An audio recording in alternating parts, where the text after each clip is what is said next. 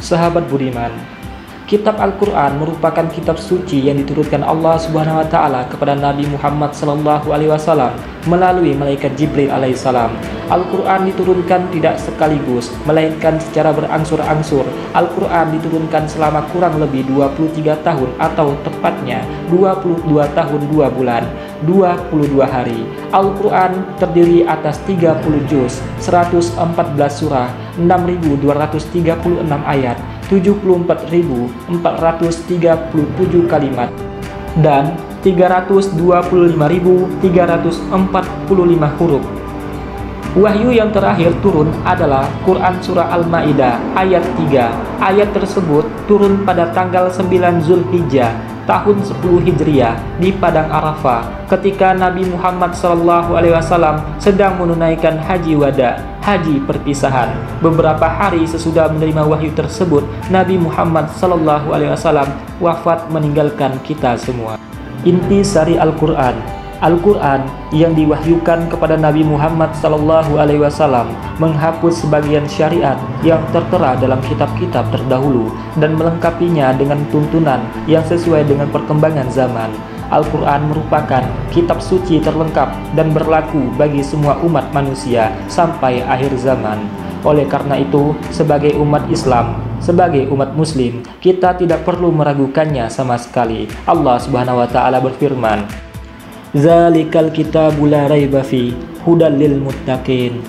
Artinya, kitab Al-Quran ini tidak ada keraguan padanya, petunjuk bagi mereka yang bertakwa. Quran Surah Al-Baqarah ayat 2. Nama-nama lain dari Al-Quran yaitu 1. Al-Huda, artinya Al-Quran sebagai petunjuk seluruh umat manusia. Kedua, Al-Furqan, artinya Al-Quran sebagai pembeda antara yang baik dan yang buruk. Yang ketiga, Asy-Syifa, artinya Al-Quran sebagai penawar atau obat penenang hati. Keempat, Az-Zikr, artinya Al-Quran sebagai pengingat atau peringatan adanya ancaman dan balasan. Kelima, Al-Kitab, artinya Al-Quran adalah firman Allah Subhanahu wa Ta'ala yang dibukukan. Sahabat budiman, adapun isi pokok ajaran Al-Quran adalah sebagai berikut. Yang pertama adalah akidah atau keimanan. Yang kedua adalah ibadah, baik ibadah mahdoh maupun ghairu mahdoh. Yang ketiga adalah akhlak, akhlak seorang hamba kepada Khalik, kepada sesama manusia dan alam sekitarnya. Yang keempat adalah muamalah, yaitu hubungan manusia dengan sesama manusia. Yang kelima adalah kisah, yaitu cerita Nabi dan Rasul, orang-orang soleh dan orang-orang yang ingkar.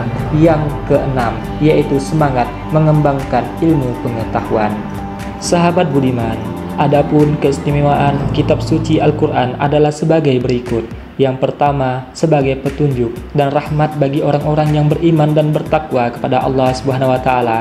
Yang kedua, sebagai informasi kepada setiap umat bahwa Nabi dan Rasul terdahulu mempunyai syariat atau aturan dan caranya masing-masing dalam menyembah Allah Subhanahu wa Ta'ala. Yang ketiga, Al-Quran sebagai kitab suci terakhir dan terjamin keasliannya.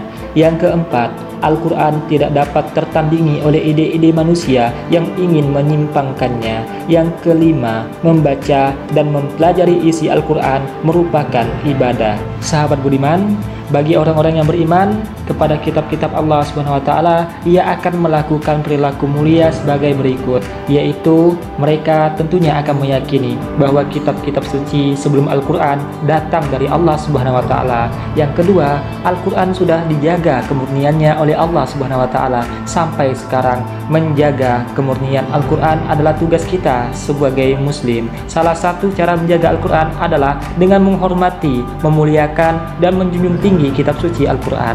Yang ketiga, menjadikan Al-Quran sebagai petunjuk dan pedoman hidup dan tidak sekali-kali berpedoman kepada selain Al-Quran.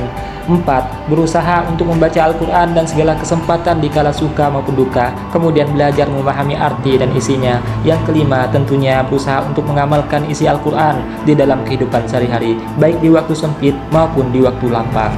Sahabat budiman, kita sebagai umat Islam wajib meyakini dan mempercayai semua kitab-kitab Allah Subhanahu wa Ta'ala, baik Taurat, Zabur, Injil, dan Al-Quran. Keimanan kepada kitab-kitab selain Al-Quran dilakukan dengan cara menghormati dan menghargai keyakinan mereka. Tetapi, keyakinan terhadap Al-Quran bukan hanya sekedar percaya di dalam lisan dan hati saja, tetapi harus diwujudkan dalam perilaku kita sehari-hari. Keselamatan dan ketenteraman hidup baik di dunia maupun di akhirat dapat kita raih apabila kita menjalankan Al-Quran sebagai pedoman dalam menjalani hidup sehari-hari.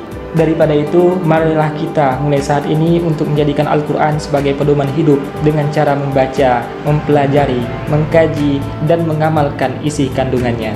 Sahabat budiman, itulah pembahasan singkat terkait materi iman kepada kitab-kitab Allah. Semoga bermanfaat. Assalamualaikum warahmatullahi wabarakatuh.